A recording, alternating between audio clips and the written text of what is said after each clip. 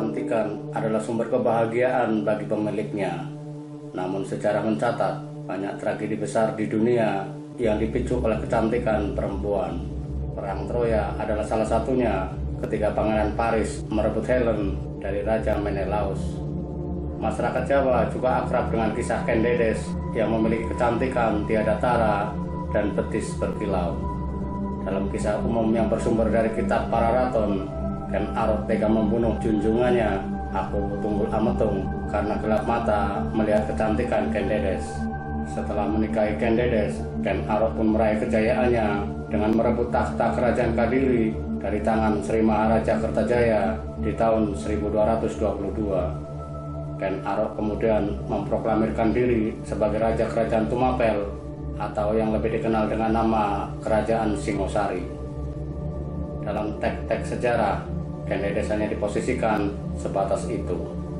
Oleh Logawe, Ken Dedes disebut sebagai Nareswari atau perempuan dengan akhlak mulia dan bijaksana yang akan melahirkan raja-raja Jawa. Hal itu juga yang konon menjadi pemicu Ken Arok.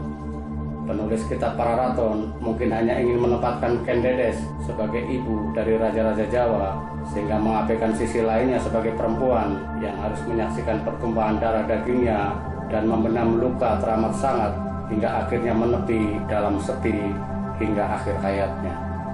Penderitaan Ken Dedes dimulai ketika sang ayah Empu Purwa yang menentang Kadiri setelah jatuhnya Jenggala. Sebagai akuhu atau setara camat saat ini, Tunggul Ametung pun melaksanakan titah Kertajaya untuk melarang pemuka agama memiliki ilmu kanuragan melebihi raja.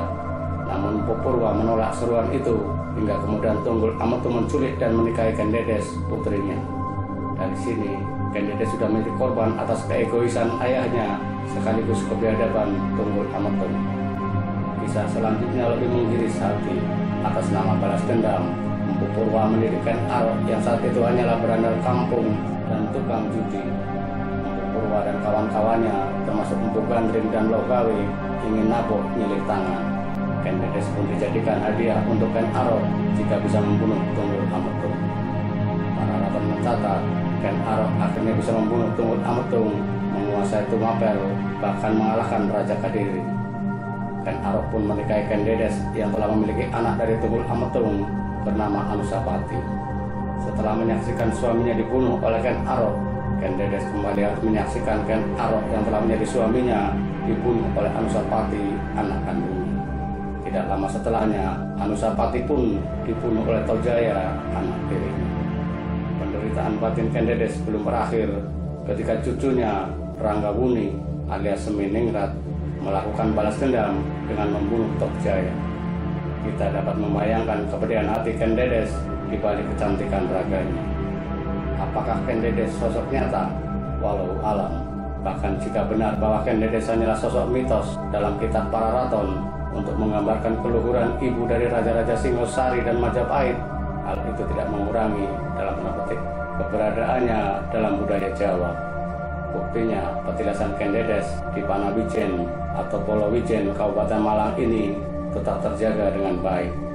Sendang Ken Dedes yang berada di tengah pemakaman Muslim menggambarkan kebesaran pamornya hingga dalam tanda petik keberadaannya tetap dapat diterima meski lingkup sosial dan keyakinan masyarakat telah mengalami perubahan.